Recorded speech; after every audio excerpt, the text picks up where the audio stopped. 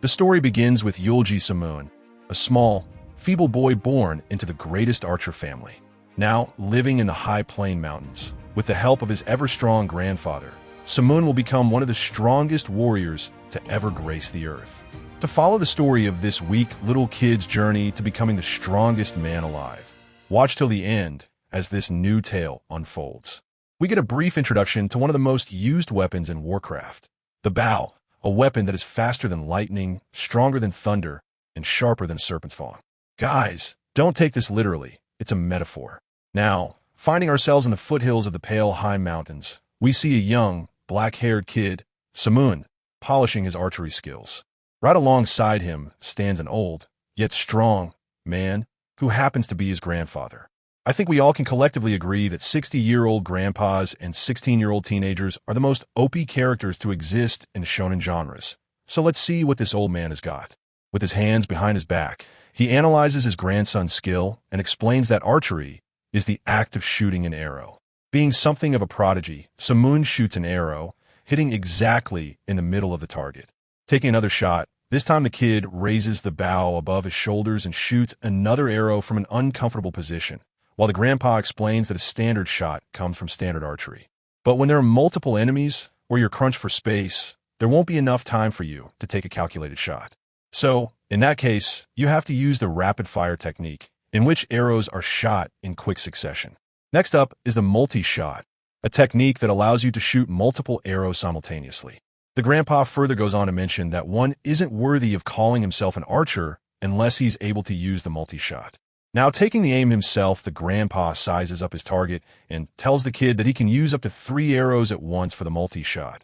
Saying this, he shoots the arrows that strikes into 3 different trees. He further goes on to explain that he can either aim at a single point or have different targets, allowing him to kill 2 birds with 1 stone.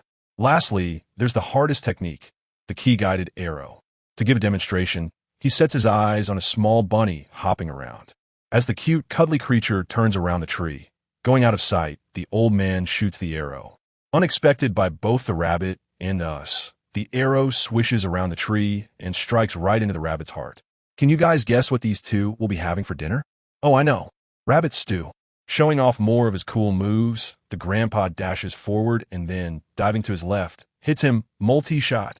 Using the key-guided technique, the 3 arrows simultaneously hit some birds flying in the air, sending them to their demise. Guess they'll also be having some bird meat. Look at the falling birds. The grandpa mentions that this technique of his is called headhunter, a combination of all the archery techniques. Later in the day, as the grandpa is catching some sleep, he's suddenly woken up by his grandson speaking in a muffled voice. What is it? He asks. Excited, Simoon yells ecstatically, I'd like you to assess my archery. I found a way to overcome the wind. But instead of getting praised, the kid is struck on his head. The grandpa tells him that he just interrupted his meditation and he was just about to figure out a way to fly. Bro, what is this grandpa smoking? Not giving up, the kid also argues back and tells him that he was drooling all over the place instead of meditating. Finally giving up on his grandson's requests, he goes to assess him. Just as Simoon is sizing up his target, the grandfather walks up to it and stands right beside it, having a questioning look on his face. The kid wonders if his grandfather has finally lost it. However, the old man asks him to hit the target. Worrying that he might end up hitting his grandpa, Simoon hesitates. Looking at this, Grandpa yells as he asks him to be confident, since a man needs to have courage. But despite the verbal motivation, he ends up putting his bow down. As a day passes by, the kid suddenly runs up to his grandfather, bringing a wounded pigeon. The grandfather asks the kid to show it to him, but running past him, the kid tells him that this is a gift from the gods, so he'll be eating it alone. Oh man, the vegans won't like this. But the grandfather once again hits him and tells him that it's not just a mere pigeon, but instead a ǧᴏᴡᴜ, a sacred animal known as the king of the skies. Still not getting the point, the kid tells his grandpa that the animal is grub as long as it's dead. But the grandfather makes him realize that a ǧᴏᴡᴜ is a loyal falcon that follows its owner to death if it has to. So, will you starve for some time and save a life? Or shall you eat the falcon? Making the right decision, Simoon decides to save the animal. Following his grandpa's instructions, the kid begins preparing herbal medicine and then applying it to ǧᴏᴡᴜ's wound. And just like that, within a few days, the king of the skies returns to soaring high on the horizon, pleading its loyalty to the kid. The falcon sits on his hands. Ecstatic to see the coolness of the bird, the kid decides to give a name. Recalling their first meeting, he remembers that the first time he saw the bird, it had blood running through its iron-like face, so he'll name him Ironblood. As days passed, the old man informed the kid that, now proficient in archery, they would begin practicing a new technique, wolf steps. This technique, passed down through generations, draws inspiration from wolves. Curious, the kid asked, are there other techniques too? The grandpa replied, there's the defensive cloud step, used by the Madong faction. Then there's the offensive frostbite step, favored by the Ami faction. Stepping back, the grandpa instructed Samun to watch closely. Taking a frog-like stance, he covered the distance between himself and his grandson in a single jump. Demonstrating further, the grandpa hopped around. Samun, however, wasn't thrilled, feeling embarrassed by his grandfather's frog-like movements. After the demonstration, the grandpa asked, how was it? Feigning enthusiasm, the kid smiled and said, it's great. Recognizing the lie, the grandfather decided to demonstrate the skill's practicality. Once again, he stepped into his stance and jumped at the kid. Shocked by the sudden, intimidating force, Samun froze, not even realizing he had wet himself. Not going to lie, the grandpa grunted, if I saw a wolf-like shadow jumping at me, I'd piss myself too. Stop acting so cocky if you're scared by something like this. Coming back to his senses, Samun asked, baffled, what was that? His interest piqued. He asked his grandfather to explain. Looking at him with a serious expression, he explained, wolf steps not only imitates the wolf's movement, but also its vigor. If you observe a wolf's hunting technique, you'll notice it first paralyzes its enemy with its bloodlust. Once within attacking range, it strikes its prey's vital region in one clean attack, rendering it incapable of escaping or countering. When I emitted a little bloodlust at you, you couldn't move. In an actual fight, you'd already be dead. Awestruck, the kid looked at his grandfather with starry eyes. To further emphasize the technique's benefit, the grandfather questioned, what was the distance between us before I jumped? Distracted, Samun answered, approximately 30 feet. Then it hit him. Focused on the frog-like stance, he had completely dismissed the fact that his grandfather had covered 30 feet in a single jump. A wolf step, the grandpa explained, is something that should be used defensively. Surprised, Samun questioned, only for running away? Responding with a scolding tone, he asked, what are you going to do with a bow by running after the enemy? Smack him with it? Or stab him with the arrow? Since the wolf step allows its user to travel at super speed, it can be used to either increase or decrease the distance between the user and the enemy. He further explained to his grandson that if he chased an enemy whilst emitting bloodlust, they'd be scared. So, the wolf step is an effective way to maintain a safe distance, while also being in attacking range. To see is to believe, he said, telling his grandson to watch his footsteps closely and ingrain it into his body. Following that, the old man began to move around the kid, and his footwork seemed like flowing water. Watching this, the kid wondered how, every time he took a step, a footstep was left 180 degrees in different directions. Seeing this, the kid was impressed. Now following his grandfather's instructions, Samun began stepping in the same direction. However, getting confused by the extravagant amount of instructions being thrown his way, he kept failing. But, not giving up at any cost, the kid kept training till evening. After spending countless nights in training, after about a week at last, he was able to successfully do the wolf step once. Seeing this, the grandfather was absolutely amazed as he realized his grandson's prodigal talent, since he recalled that it took him a month and a half, and his father 1 month, to master this technique. But, not going easy on him, he still scolded him and told him that it's pathetic that such an easy technique took him a week. Asian Parenting 101. Never show your son that you're proud. Continuing his training in the mountains, Samun began practicing a new technique.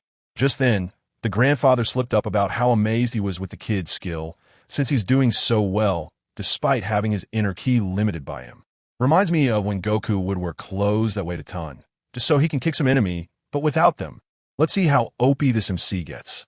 Hearing that, the kid quickly raised an eyebrow. However, using his sweet talk, the old man subverted the topic and made the kid believe that he finds it hard to master mental cultivation because his heart sutra visualization isn't being utilized. Getting lost in the big words, the kid continued to focus on his training. Now, standing in a shallow, flowing river, he balances rocks on his shoulders and head, walking slower than a snail. Despite failing many times, he persists, and, at last, is finally able to balance everything without fail. Having mastered the mind cultivation, the grandpa takes him to a vast place. As the autumn wind blows past them, he asks his grandchild to use the wolf's step. Heeding his orders, the kid quickly does so. Seeing his skills have improved so much, with key limitations, the grandpa becomes certain that it's time his training was turned up a notch. Taking him to a seemingly harmless cave, the grandpa tells him that this is where they'll train from now on, while sᴘɪʀɪᴛ will be trapped inside, trying to survive against the beasts. The grandpa will take the responsibility of feeding him. However, seeing a chained wolf growling at him, he is overtaken by fear. Not going easy on his grandson, the old man reminds him that he has wolf step and much more techniques at his disposal. It's time that you learn the difference between reality and training. Saying this, the grandpa shoots a key blast at the wolf's chain, freeing the beast and closing the door for good. I'm sure the old man is trying to kill his grandson. As the door closes, sᴘɪʀɪᴛ panics, as it's too dark for him to see anything. Continuously knocking on the door, he asks his granddad to let him out. However, simply looking forth, the granddad thinks to himself that, even though it's hard, he must endure it. Feeling violent gaze at him, the kid turns back suddenly, only to find that the wolf has gotten a lot closer. Once again hitting the door as hard as he can, he asks his grandfather to open the door, since what kind of a granddad feeds his only family to wolves? Trust me, dude, there are people doing way crazier stuff. However, it's too late now, and the kid is now in the wolf's range. As the furious beast jumps at him, scared, he has no option but to escape using the wolf's step. However, one dodge isn't enough to keep the persistent animal away. Jumping from side to side, the kid keeps on dodging, but soon enough he realizes that he needs to find an opening and deal some real damage, since at the rate things are going, he'll be dog food in a few seconds. So, this time, taking a firm stance, the kid stands right in front of harm's way, and as the vile beast jumps to sink its teeth in his skin, he is finally able to find an opening and land a clean palm strike. Getting hit like that, the wolf too realizes that the kid is no joke, and for the time being, takes a step back.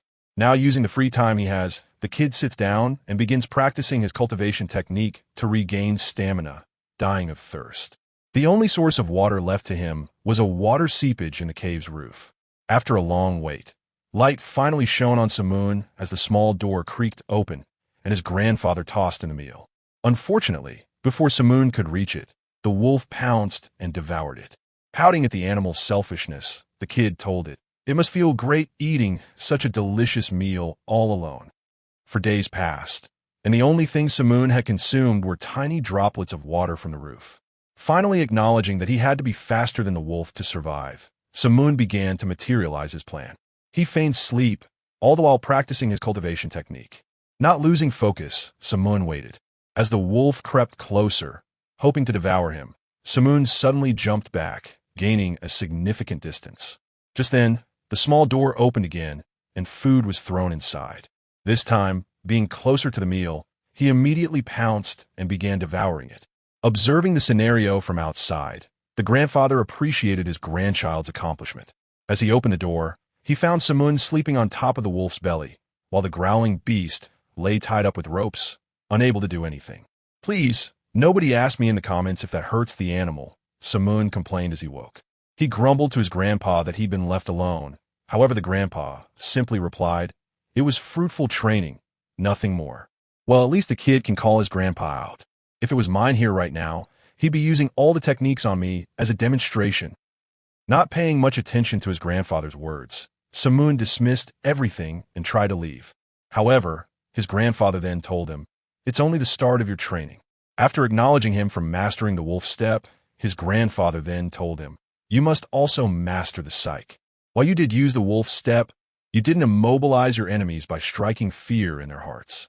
So, for the next 100 days, you'll stay here with wolves, and every day a new wolf will be sent in, along with no food. You must survive on your own and fight to the best of your capabilities. He left him with only a dagger. The old man once again left, saying the old man really does want his grandson eaten, as it appears. Taking on the challenge, sᴘɪʀɪᴛ sat there with bravo. Just like that, 4 days passed, and 4 wolves entered the cave. Sitting there with his eyes peeled, Simoon wondered how he was going to tackle this obstacle. Just then, the four wolves ran towards him. However, using his intimidating aura, the kid pushed them back. Seeing as there was no other option, the wolves decided to attack the weakest among them and feast on it. Looking on, the kid wondered if this was the battle key his grandfather had mentioned. Too hungry to even think straight, Simoon dashed towards the wolves so that he could also have some wolf meat. Once again, the vegans aren't going to like this one. Seeing the kid try to take away their meal, the wolves lash out and jump towards him. Unable to match the wolf's speed, he's bitten on his arm. However, remaining calm, he pushes off the wolf and grunts in pain. But there isn't enough time to tend to his wounds, as the bloodthirsty wolves are still in pursuit. Now, taking a solid stand once again, Simoon lets the wolf make the first move.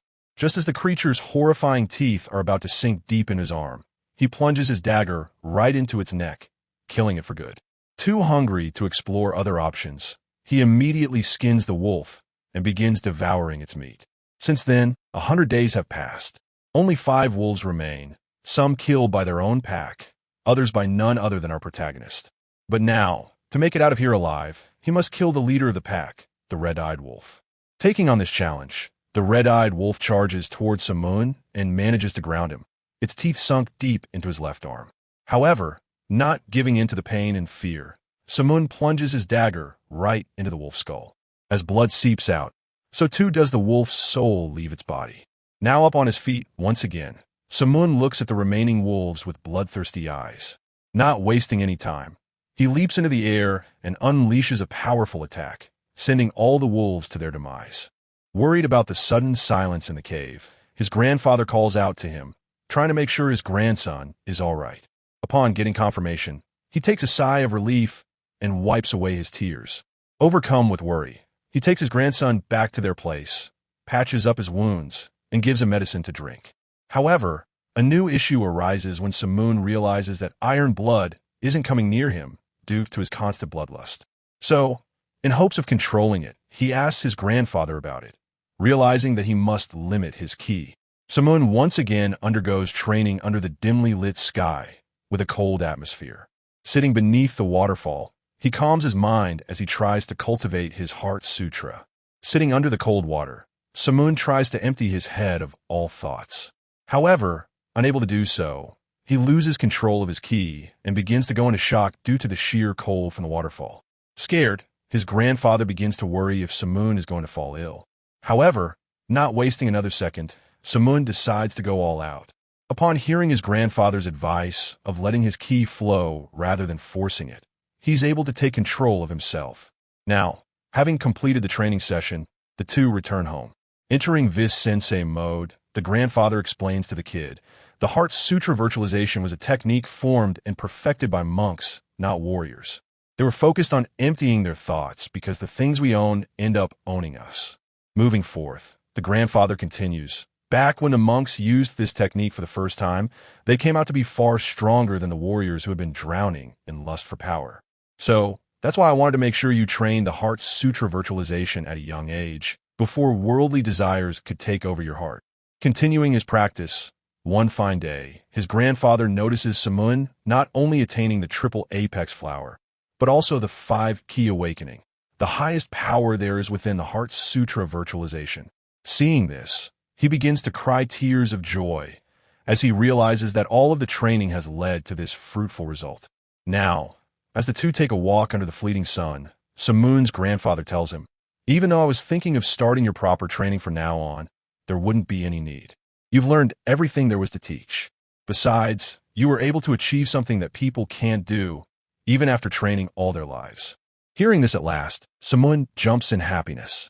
Several years pass by, and Simoon continues to polish his archery skill. Sitting with his grandfather, he mentions how he's never missed a shot in his entire life.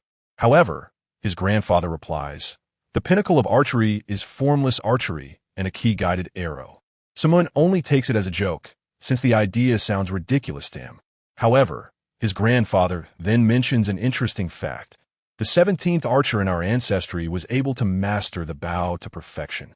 After asking Simoon of his age, which turns out to be 17, he asked him to travel to their patriarch village, hidden high in the mountains.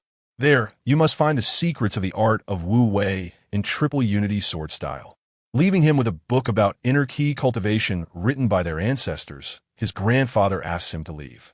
I feel like my life will end before Simoon's training does.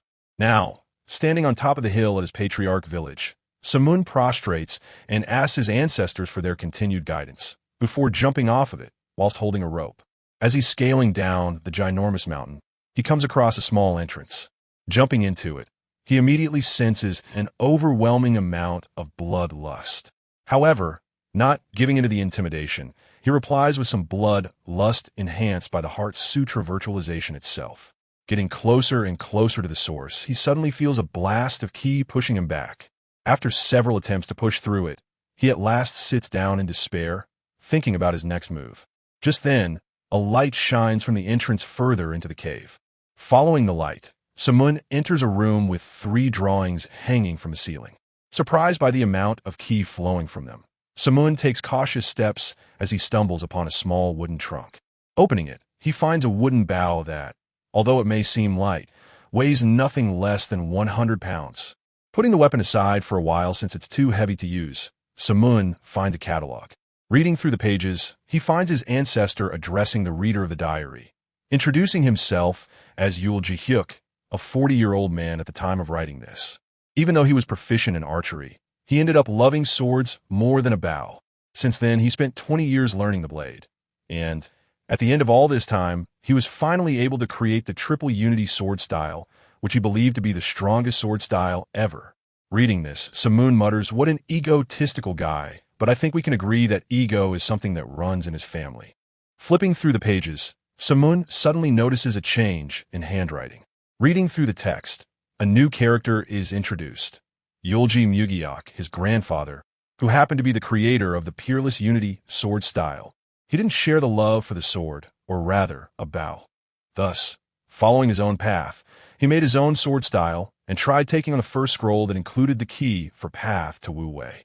However, when matched up against it, he couldn't deal any damage and realized that the sword style had transcended to divinity and had become the Peerless Unity style.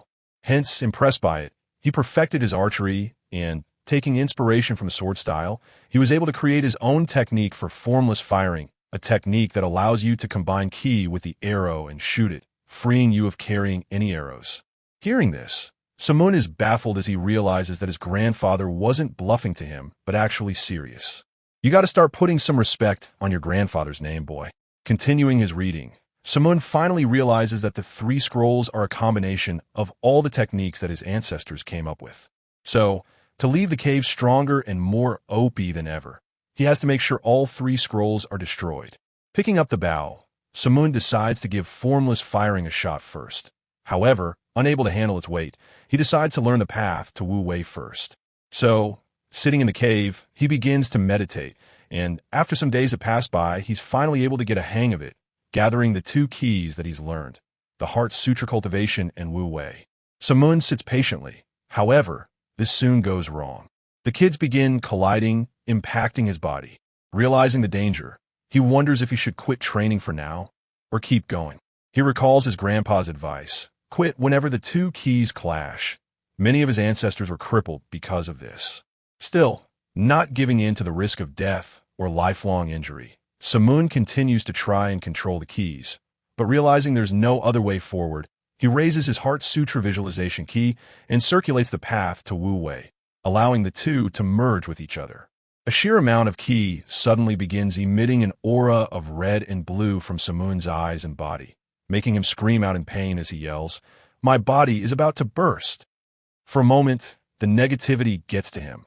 He thinks this was a bad idea.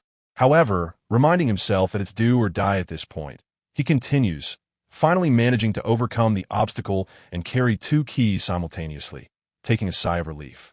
Suddenly, Simoon realizes that he's floating in the air now just by thinking of standing up. My man Bat's skills. Now getting on with the next step, he begins training formless firing. He picks up the heavy bow and goes outside. Spending a fortnight in the forest, Simoon quickly gets a hang of the technique and advances on to the next step, pure sword style. Going back into the cave, he carves out a wooden sword and tries to understand how to use it. Despite not touching a sword his entire life, Wondering what to do, he looks at the scrolls for an explanation. Just then, the sword comes flying out of it, right in his direction. Dodging it at the last second, Sᴘɪʀɪᴛ lives to breathe another day. However, followed in quick succession, a second sword comes for his head from the second scroll, barely managing to dodge it. Sᴘɪʀɪᴛ stands cautiously as he waits for the third scroll that happens to release electrifying ki that Sᴘɪʀɪᴛ is able to block using his wooden sword. Remember guys, that's because wood is an insulator. Seeing this, Sᴘɪʀɪᴛ concludes that the first scroll portrays swiftness, the second, deception, and the third one is the key of the full moon, and all these three scrolls were set here by his ancestors. Man, seems like his ancestors were really hell-bent on killing their offsprings. Seeing his reaction to all these attacks, Sᴘɪʀɪᴛ realizes that it's the sky-high blade form for which the path to Wu Wei was created in the first place. Now knowing what to do, Sᴘɪʀɪᴛ spends countless nights honing his skills. Just like that, a year and 4 months pass by. After all this time, he's only able to cut down 2 of the scrolls, leaving only the third but still unable to do so. Sᴘɪʀɪᴛ keeps on practicing the peerless blade technique, and at last, 2 years and 3 months later, he challenges himself again. Using the first step of the peerless sword style, he initiates the thoughtless blade, cutting through the first scroll cleanly. Then, using the second step, loveless blade, he is able to cut through the second scroll. And at last, using the third step, endless blade, he slashes all 3 scrolls, finally ending his journey. Paying his respects to his ancestors, Sᴘɪʀɪᴛ once again heads back to his grandfather. Now, after getting back home, Sᴘɪʀɪᴛ simply lies down and rests. Seeing this, his grandfather scolds him and tells him to have aspirations. However, Sᴘɪʀɪᴛ replies that his aspiration is to spend life this way, by basking in the sun all day and eating to the fullest. Damn, never have I felt more relatable with an MC before. Hearing this, the grandfather gets furious and brings down his stick upon Sᴘɪʀɪᴛ. But things are different now, as Sᴘɪʀɪᴛ easily dodges his attacks and is also able to block with a mere finger. Oh, how the tables have turned. Later that night, as the two sit in silence inside of their home, Sᴘɪʀɪᴛ's grandfather tells him that he won't tell him what to do anymore, but he should at least get a wife and then settle down. This man's 20 and talks of him getting married already begun. Meanwhile, I'm here narrating manhwas at 25, a man, I'm sobbing. However, sighing in despair, Sᴘɪʀɪᴛ replies that there aren't any women in this mountain. But to his surprise, his grandfather informs him that his wife is in Zhongyuan. Further explaining his statement, his grandfather tells him that a long time ago, when Sᴘɪʀɪᴛ was only 4, he made acquaintance with the head of the Sichuan family, the strongest family in the Sichuan region and one of the 5 mightiest families in Zhongyuan. Providing Sᴘɪʀɪᴛ with an artifact known as the Jade Plaque, his grandfather asked him to show this to the Sichuan family so they could know he's their son-in-law. Imagine having Riz so bad your grandson arranges your marriage. After that, his grandfather also gives him a book by the name of Tome of the Heart Sutra and asks him to return it back to Shaolin Temple on the way back. Now, finding ourselves back in the forest, we find a young warrior trying to get away from a crowd of soldiers at full speed. However, unable to keep up with the fatigue and wounds, his horse collapses. With no other option in sight, the soldier decides to put down his horse. Rest in peace, horse, you'll be missed. Now surrounded with no escape, the warrior finds himself in the presence of Taru, the chief of Bei tribe. Being merciful, Taru offers the warrior the option of surrendering so that he may be spared. However, the young warrior immediately rejects that offer and pulls out his sword. Without fear, he charges at Taru, and the two clash swords. Taru then takes another powerful swing, which the warrior barely manages to dodge. But before the realization of death can fully set in, Taru knocks the sword from his hands, leaving him defenseless. Praising the young warrior for his skills, Taru asks, "What is your name?" In response, the young warrior introduces himself. "I am Guyuk, vice chief of the Yaka tribe." Ashamed of failing his duties, Guyuk asks Taru for an honorable death to uphold his honor. Taru agrees, feeling a sense of respect for the man. Guyuk sits calmly, prepared for his demise, as Taru pulls his blade back to behead him. Just then, an arrow comes flying, striking Taru in the shoulder. Enraged, he yells, "Who's there?" Jumping from the shadows, Sᴘɪʀɪᴛ stands before him. "It's not good for so many people to attack a single person," he states, introducing himself. "Who are you?" Taru demands. Giving a vague response, Sᴘɪʀɪᴛ simply tells the group, "I'm just a sleepy man, awoken by this ruckus." Angry at this blasphemous comment, Taru's underlings order Simoon to kneel. But being the defiant sort, Simoon shoots an arrow right into one of the men's knee, asking him to kneel. Pretty savage. Standing firm and strong, Simoon, with his blood lust rising, asks Taru to stand down, or else everyone dies. A couple of moments later, all of the attackers are tied to a tree. Now, finally out of harm's way, ṕᴏᴏ thanks Simoon. Curious about the situation, Simoon asks him, "Why were they trying to kill you, since you seem to be from the same tribe?" To explain, ṕᴏᴏ responds, "I am part of the Jianzhou Jurchens, while the others were part of the Hyakse Jurchens. There have been some intertribal battles, so the relationships are complicated." ṕᴏᴏ then asks, "Where are you headed?" After hearing that Simoon will be heading to the Shaolin Temple and then Sichuan, he tells Simoon it will take 5 to 6 months to get there. Hearing this, Simoon yells in frustration as he recalls his grandfather telling him that it would only take a couple of months. I feel like everything this grandfather tells him is a lie. To repay Simoon for his kindness, he asks him to visit their village first, to rest up before heading out. Riding through the forest, Simoon and ṕᴏᴏ exchange pleasantries. Just then, a battalion of soldiers comes running straight at them. Preparing for battle, Simoon asks ṕᴏᴏ, "Are these your enemies?" Upon hearing that they are just his men who are looking for him, Simoon calms down. Calling out to the chief, ṕᴏᴏ bows down in embarrassment as he apologizes for the death of the 100 men due to him. However, without putting the blame on anyone, the chief tells him that they all died an honorable death, since they died for their tribe. Taking notice of Simoon standing right next to him, he asks, "Who is he?" Answering the question, ṕᴏᴏ tells him, "That's the guy who saved my life with his perfect archery skills." The way Simoon's becoming a celebrity here, he may just find a wife at ṕᴏᴏ's camp. Hearing this, the chief introduces himself as Marinanta and shows his gratitude for saving ṕᴏᴏ's life. Heading back to the tribe's camp, ṕᴏᴏ assigns one of his soldiers, Masad, to serve Simoon the time he's here. Keeping a formal attitude, Masad keeps addressing Simoon as Mr. Annoyed by the formalities, he asks Masad to keep it cool and only call him Young Nim, since he's younger than him. Now resting in the camp, Masad and Simoon exchange words. The conversation allows him to learn that there are 2 authorities in Zhongyuan. One of them is ruled by the emperor, while the other is ruled by a society of Murim warriors known as the Gango. But, of course, our dumb Simoon isn't able to understand the concept fully and thinks that Jinin is divided by a country by the name of Gango in the Ming dynasty. However, Masad reiterates himself and tells him that Gango is actually just a group of Murim warriors in the Ming dynasty. Just then, with a serious expression on his face, ṕᴏᴏ enters inside of the tent and tells Simoon that he believes war is about to rage again. Unfazed by the dreadful news, Simoon turns back slowly and asks, "Is that actually true?" Say has been quiet for a few months. ṕᴏᴏ then responds, "But the Baiha tribe has already reached Mount Maida, that happens to be only 20 miles away."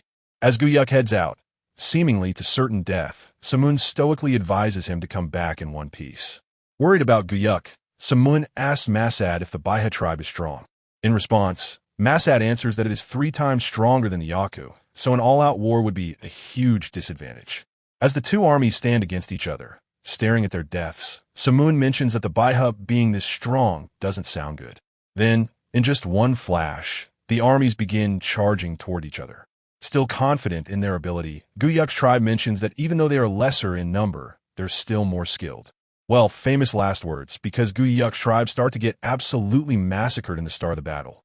Realizing that the situation is grim, Simoon asks Masad to bring some branches and begins carving the mount in the shape of an arrow.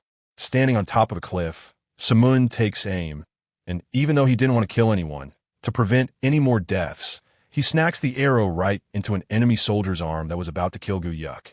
Noticing the wounded soldier, ύπᴏᴏ reverts his attention to him and strikes him with his sword. Assessing the situation, Simoon then notices another fierce warrior of the enemy forces who, sitting atop a horse, is massacring several men of ύπᴏᴏ's army. Thinking to himself that, to kill a serpent, his head must be cut, Simoon takes aim and shoots his arrow in his direction.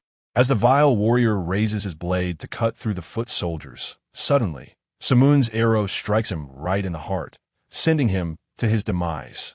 Seeing this, enemy soldiers are left shocked. I think we should name Simoon the White Death. If you guys don't know who he is, Search it up, you'll be shocked. However, not giving the enemy a chance to settle, sᴘɪɪᴛ looses a multi-shot, killing several soldiers simultaneously. Noticing the blistering speed of the arrows, Masad is left shocked and impressed, while several of the enemy soldiers fall, injured or dead. Guyuk's army suddenly get a boost of morale when they realize that the reinforcements are here. Seeing the now fired-up army charging at them at full speed, the 噚 tribe chief gives a frightened, yet furious, expression. He takes notice of sᴘɪʀɪᴛ standing next to him. The vice chief, ʲᴏᴏ, tells him that he's the guy that single-handedly defeated all his battalion. Hearing this, even the chief accepts that he's never seen such a powerful and frightening display with the bow.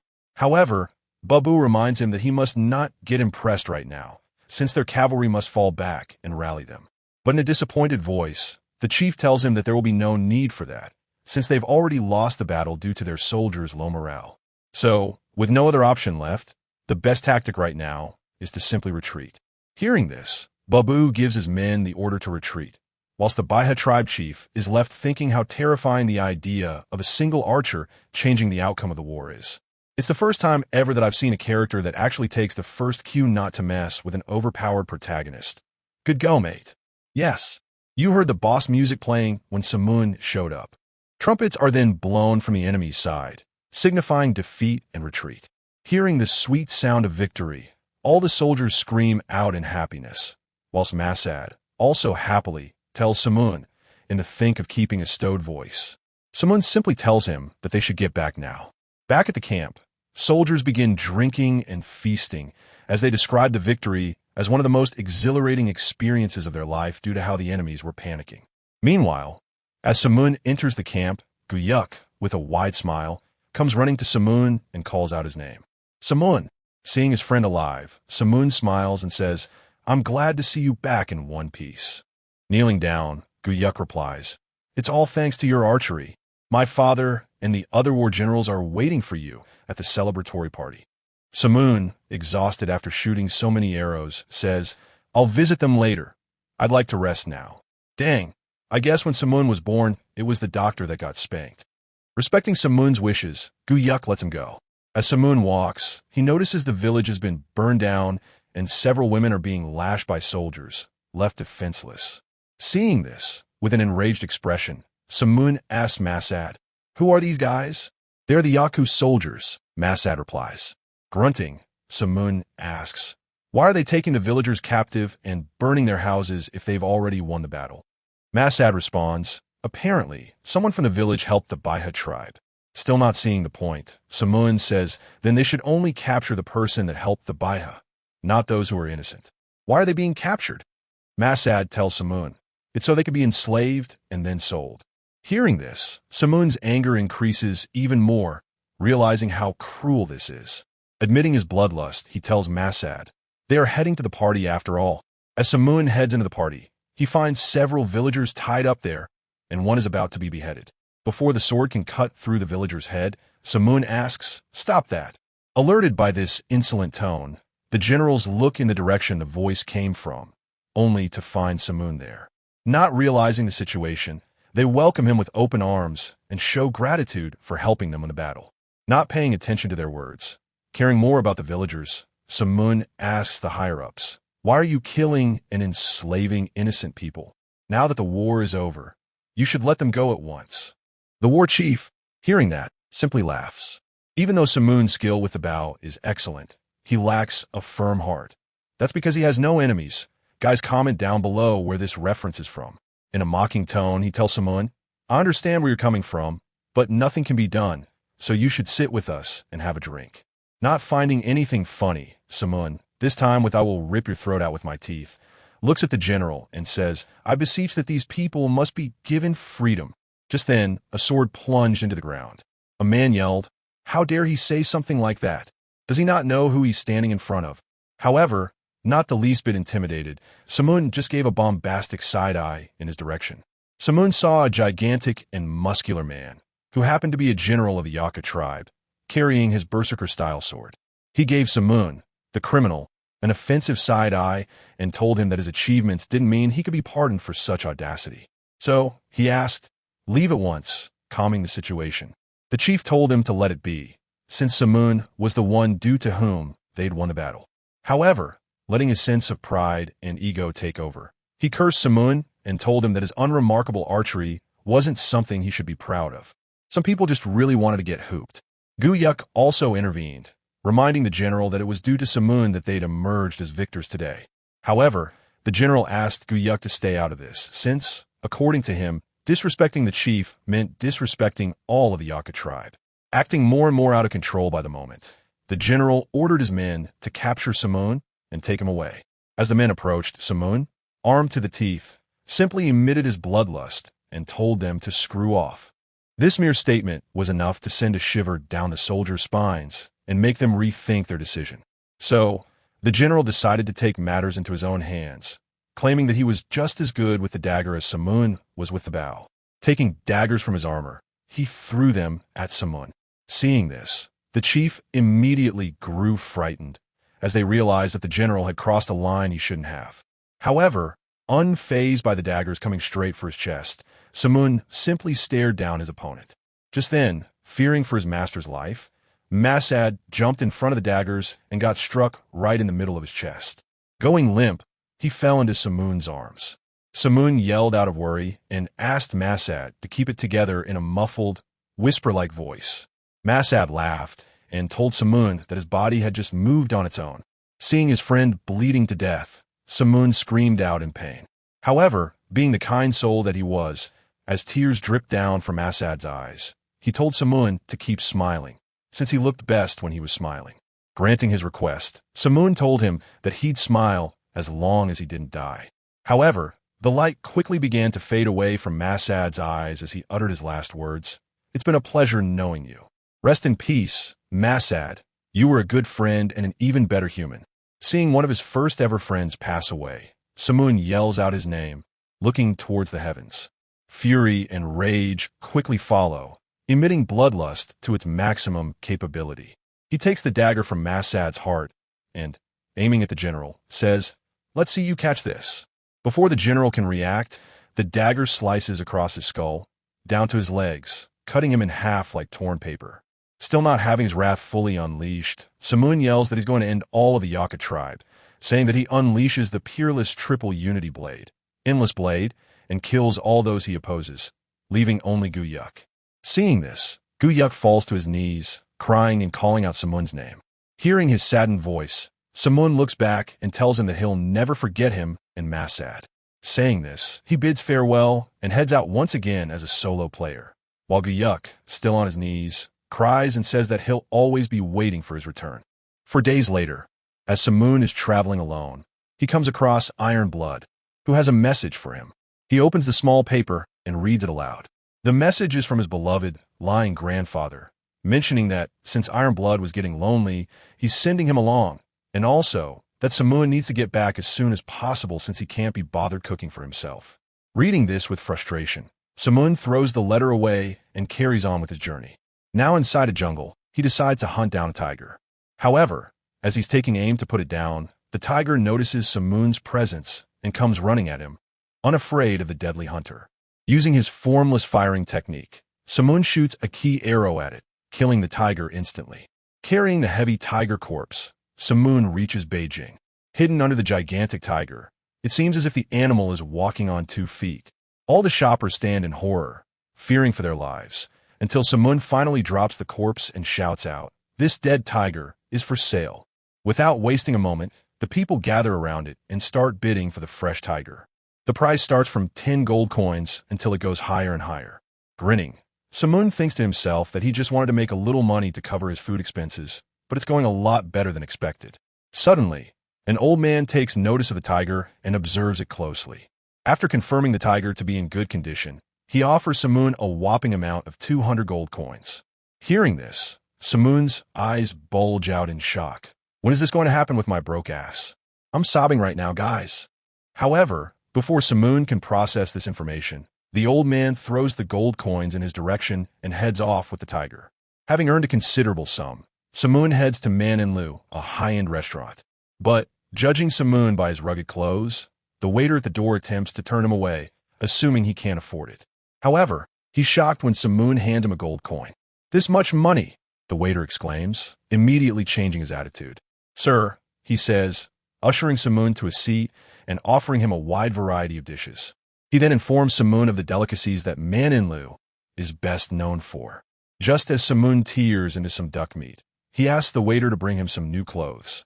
Damn, even narrating this is making me hungry. Handing him another gold coin, having earned 2 years' worth of salary in a minute, the waiter ecstatically goes to buy clothes. sᴘɪʀɪᴛ is really flexing his wealth. After a while spent perusing the finest materials, the waiter returns with clothes made of pure silk, befitting a warrior. Now seated with the waiter, sᴘɪʀɪᴛ asks, "Is Sichuan far from here?" "The road there is long and very harsh, especially difficult for those traveling there for the first time," the waiter replies. "However, there are certain people that frequently travel there." sᴘɪʀɪᴛ's curiosity piqued. He asks, "Who are these people?" "It's the 1,000 Miles Escort Agency. They often guard high authority personnel, navigate through difficult areas, or carry important goods. So, no matter how dangerous it is, as long as it's within the bounds of Zhongyuan, those guys will go anywhere." Suddenly, the waiter asks, "Are you a martial artist yourself?"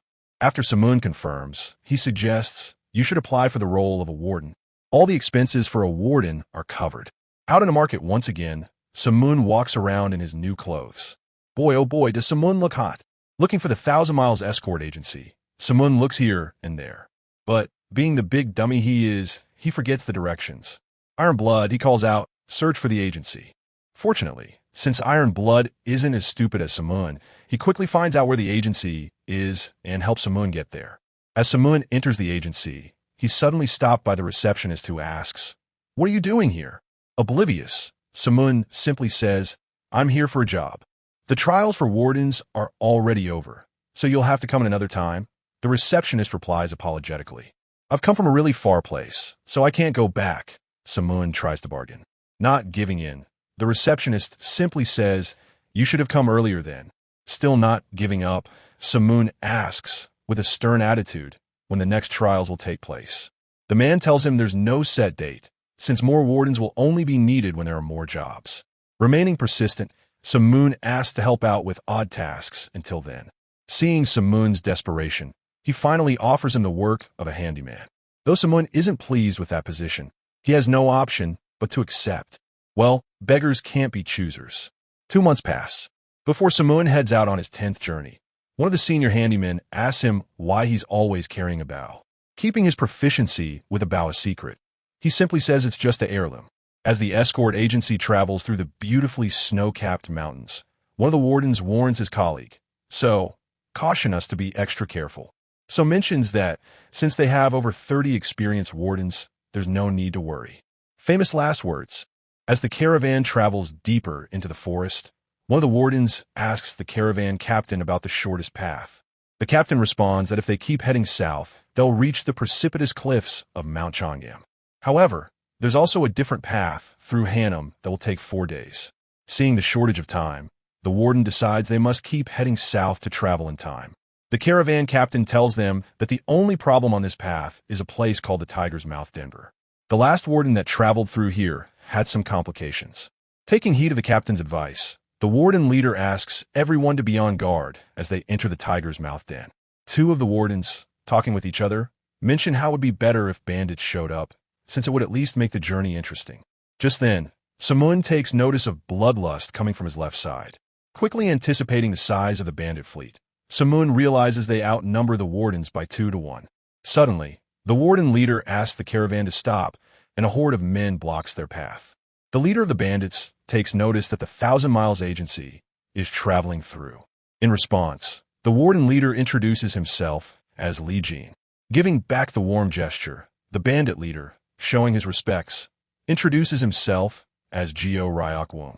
Noticing that he's a man of respect, ībᴏᴜ asks why he blocked his path.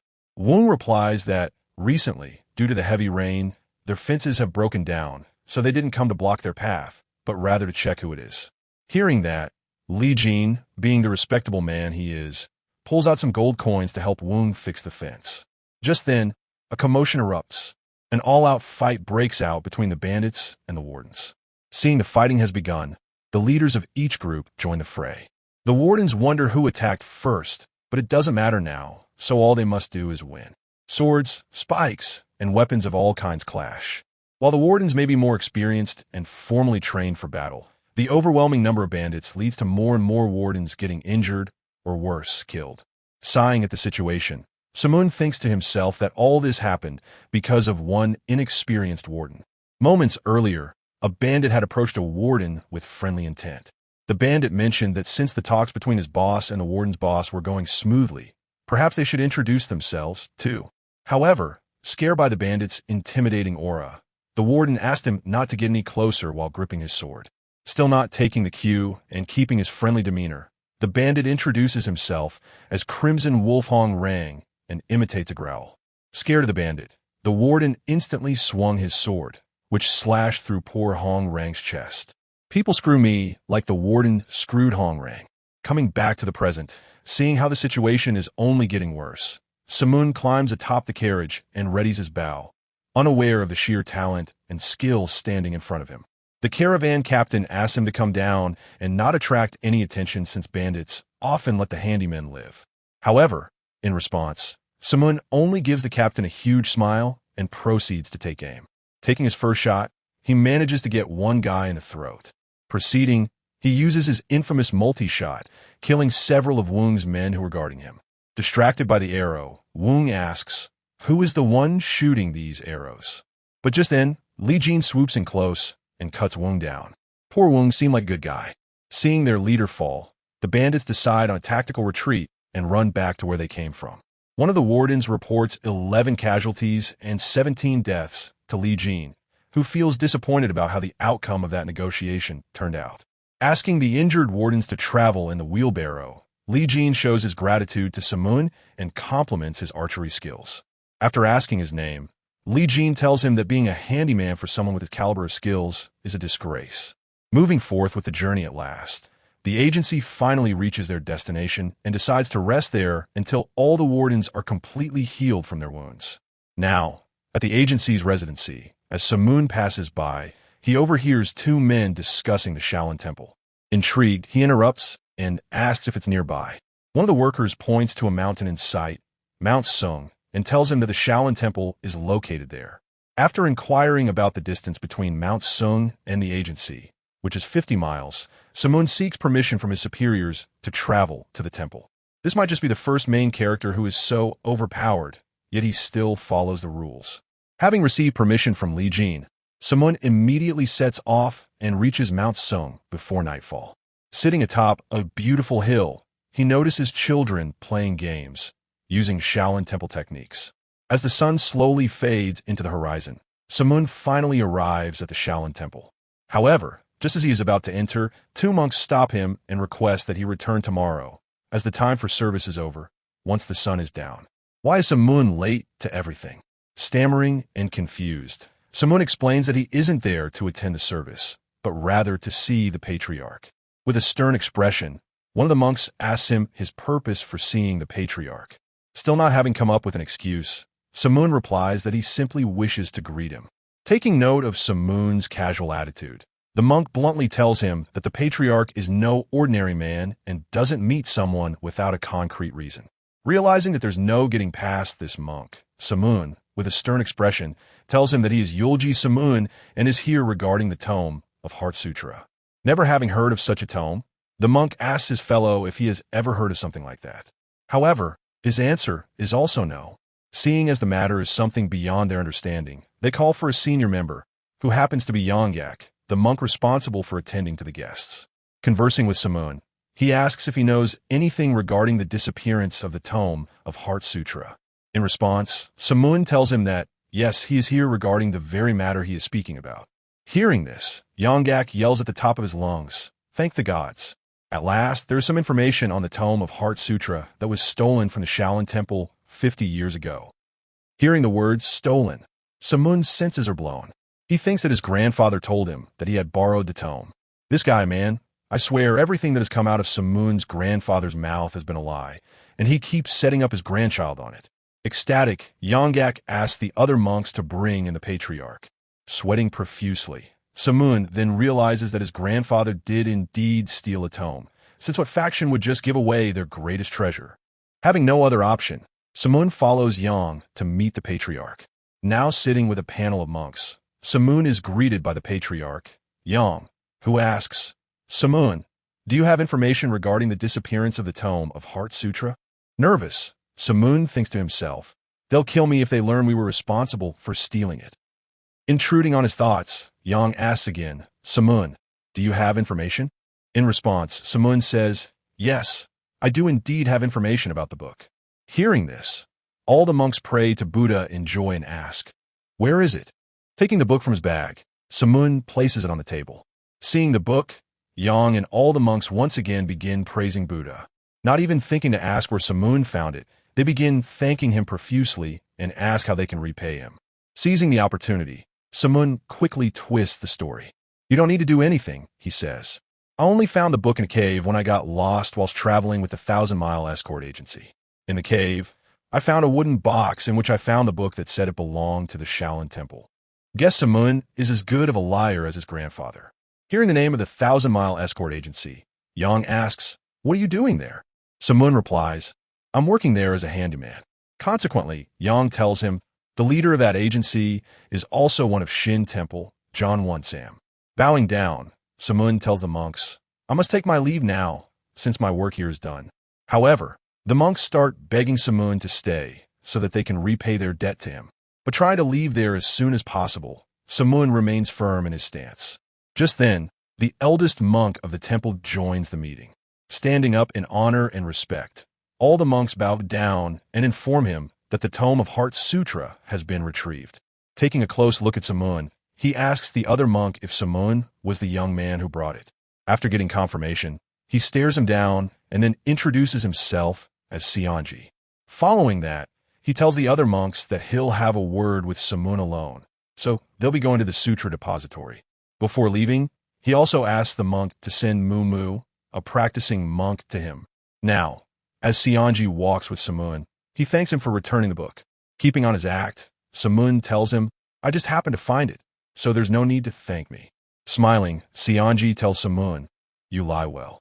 Hearing this, Simoon is immediately taken aback, and with a surprised look says, liar? Sionji then asks if he brought it back on Joe or Bo's orders. Hearing his grandfather's name, Simoon pretends not to know who he is. Funny, even we are hearing his name for the first time. However, Sionji, with a serious look, asks if he's still going to continue lying. Accepting that he's been caught, Simoon sheepishly tells him that it was Bo, after all. Hearing that name again, Sionji reacts similarly to when learning how an old friend is doing. However, giving a suspicious look once more, he asks Simoon about his relationship with Bo. This time, Simoon truthfully answers that Bo is his grandfather. Hearing that, Sionji rests easy as he recalls his encounter with Simoon's grandfather. Putting heaps of praises on him, he tells Simoon that his grandfather was simply amazing and that he was able to dodge all of his attacks using a simple movement technique. After all that, he was only able to get in one attack using the consecutive 9 order and 100 divine steps technique. However, Sionji also admits that he believed Bo deliberately let himself get hit, and, before he left, he promised to return the tome of Heart Sutra. Thinking about this conversation, Simoon deduces that Sionji must be talking about the wolf step, since it is on par with the 100 divine steps technique. However, halting his thoughts for a second, Simoon tells Sionji that, since they have no use for it anymore, he's here to return it. Just then, Sionji asks if he's mastered the Heart Sutra. As he gets confirmation, one of his disciples, Mu, shows up and greets him. Now talking to Simoon, Sionji tells him that only the patriarch here could beat Mu, since he's too strong at this point, and is also in line to become the next generation Shaolin Guardian deity. Guys, this is what Krillin would have looked like if he had grown any taller than 2 feet tall. But still, my guy is winning despite being a short king, since he did end up bagging Android 18. Now, narrating the legends of Shaolin, Sionji tells Simoon that in history, there are 2 great Shaolin legends. One of them, that is known by everyone, is the legend of the Shaolin's 108 Nahan army. That army, comprised of the greatest 108 monks at the time, had never lost a battle. When a great evil, such as Gung, the man Butcher, befell the planet and formed the Blood Clan, nobody was able to stop his march but the Nahan 108 army, and that too without being touched. Then, there was also the demon that conquered all of Jiangman. However, he fell to the Manhwa 108 army too. Then, around 40 years ago, another warrior rose. He beheaded the Blood Priest, who is known as the Lord of Death. However, following that, he killed the Devil of Nine Schools, Thunder God, and Yalsa. After that, he traveled 3 years around Zhongyuan to defeat the martial artists of the Dark Path, and after having won 477 battles, the man was known to be a god amongst men. Gyeongpong, the Celestial Destruction Blade. One day, he entered the Shaolin Temple and, defeated all 108 Nahun army himself. Talk about a one-man army. But just as he thought Zhongyuan had fallen under his control, one of the monks instructed him to follow him, so he could witness the true power of the Shaolin Temple. Following behind, Gyeong was met by none other than young Seonji, showing some mercy. Gyeong then demanded that Seonji move out of his way, or he be killed. However, taking no notice of this benevolence, Seonji tells him that he'll attack him 3 times. Trying to dodge that, an enraged Gyeong yelled that he wouldn't tolerate such jokes. But by then, he had already been attacked once. Realizing that since he didn't see the attack coming, Seonji must be the real deal, Gyeong took a few steps back and assumed his stance. Seonji then tried to hit him with multiple shots. However, barely managing to dodge them all, Gyeong fell for a feint and was left wide open. This made him realize that he'd have been dead if Seonji wanted. We've been thinking Simoon is the overpowered one all along, but it has been Seonji all along. It's probably because of that old man's strength. Now, stopping the fight, Gyeong showed his respect for Seonji's skill level and told him how he's made him realize that there's still more to improve. Bowing down out of curiosity, he asks what martial art this is. In response, Seonji tells him that this is the Triple Dharma Blade, a move only taught to the guardian deity. Now, back to the issue at hand, Seonji tells Simoon that he's passed the reign now to Mumu. However, since he's gotten too prideful, his skills have stagnated. Looking at Simoon with daring eyes, he then asks him to humble Mumu for him. Hearing this, Simoon immediately begins questioning his existence. #relatable. Whilst Mumu looks on with sheer fury, throwing Simoon under the bus, Seonji asks him to teach Mumu a lesson in battle. However, with a frightened expression and twitching eyes, Simoon tells Seonji that he is incapable enough. Hearing that, Seonji looks down with a disappointed look on his face. As he brushes his beard with his hands, he says out loud that perhaps it can't be helped. Then, however, giving Simoon the criminal offensive side-eye, he mentions that the other elders of the temple don't know that his grandfather was the one who stole the tome of the Heart Sutra.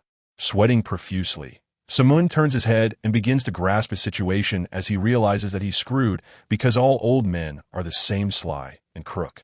Still giving an intense stare, Mumu wonders how strong Simoon actually is since Seonji talks about him, as if he'll defeat him no matter what. Slightly bowing his head, Mumu tells Seonji that he understands his worries. However, he's confident that he isn't so weak that he'll lose to Simoon. Pleadingly, he asks Seonji not to make them fight. However, not listening to a word he had to say, Seonji tells Mumu to simply follow his commands and asks Simoon if he'll fight or if he would like the leader to find the truth. Having no other option, Simoon at last agrees to the battle. Now, as the two square off, Mumu thinks that he'll immediately destroy Simoon. Simoon, on the other hand, is too lazy to even do anything and thinks to himself that he'll let Mumu land a hit and wrap this up. Well, in the famous words of Shikamaru, he thinks this is a drag. As the battle is about to begin, the two bow their heads in respect.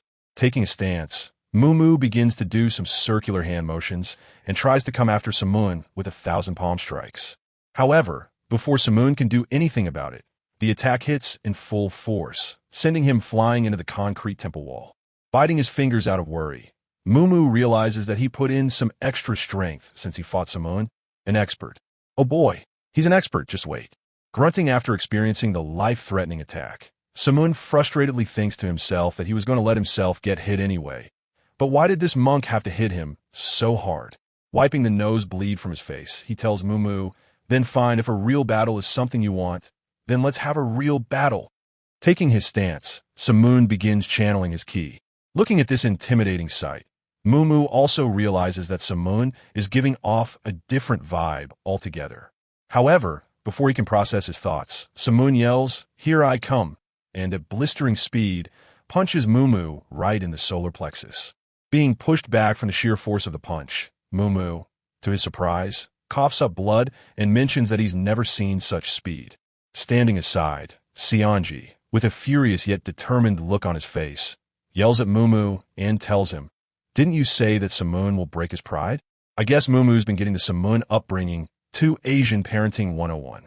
However, showing his mental fortitude, Mumu tells Zhongyuan that he isn't done yet. Now, taking the Cobra stance from Karate Kid, Mumu tries on a new technique, the indestructible defensive stance. Not realizing the stance's defensive abilities, Simoon throws a flurry of punches. However, using the 12 enlightenments of the Golden Dragon, Mumu is able to block all of Simoon's punches. Using the seizing palm, at last finding an opening amongst the flurry, Mumu finally counters with the unparalleled kick. As the kick brushes past Simoon's face, he sees his life flashing before him and is forced to take a step back. Using the momentum, Mumu proceeds to attack with the divine finger snap that Simoon barely manages to evade. At last, finally finding a moment to breathe, Simoon pulls out his bow and says, "I have something up my sleeve too." Drawing the bow, Simoon adds, "This is my specialty." Mumu looks unabashed. Simoon uses the formless firing technique. Not expecting such an attack, the key blast hits Mumu right in the gut. Now, paying respect to Simoon's power, he realizes that he wouldn't be able to withstand another attack like that, since his body isn't indestructible. As Simoon begins shooting several key arrows at once, Mumu has no other choice but to keep dodging them. Just then, Zhongyuan shouts, "The battle is over." Hearing this, Simoon stops midway through firing a shot, whilst Mumu, tired and horrified, simply stands there. Now walking up to Mumu, Zhongyuan tells him that this experience must have made him realize how vast the world is, so this must be a lesson to continue training. However, instead of accepting defeat, Mumu tells Zhongyuan that there was one technique he wasn't able to use, and if possible, he'd like to try it out. Gotta give our boy Mumu props. Immediately understanding what Mumu means, Zhongyuan asks him if he's talking about Dharma's triple blade. After getting confirmation from Mumu that this is indeed what he's referring to, Zhongyuan tells him that he wouldn't be able to handle it, so he shouldn't try it. Plus, he also tells Mumu that this wasn't Simoon's full strength anyway. Responding to that, Simoon confirms to Zhongyuan that he does, in fact, have a sword style with 3 unities. So, in layman's terms, Zhongyuan is telling Mumu that he's a noob in comparison to Simoon. Zhongyuan then asks Simoon to give a small demonstration of that technique, as Mumu refuses to admit his loss. So, after requesting to borrow Zhongyuan's cane, Simoon begins to demonstrate the peerless sword style.